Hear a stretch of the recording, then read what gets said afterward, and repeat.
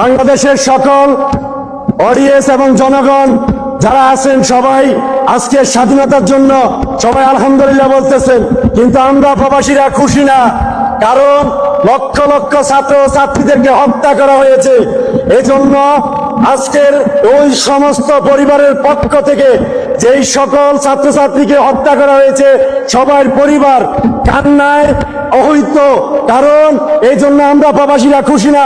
আমরা তখনই খুশি হব যখন ওই সমস্ত রাজাকাররা যখন এই দুনিয়াতে তাদের মৃত্যু হবে, যারা এই দেশের মানুষকে হত্যা করেছে, যারা ইন্ডিয়ার বাহিনী আছে অথবা বাংলাদেশে এখনো পর্যন্ত ফেরাউনের বংশধর আছে, যতক্ষণ পর্যন্ত তারা মৃত্যুবরণ করবে না ততক্ষণ পর্যন্ত আমরা প্রবাসীরা আলহামদুলিল্লাহ বলবো না।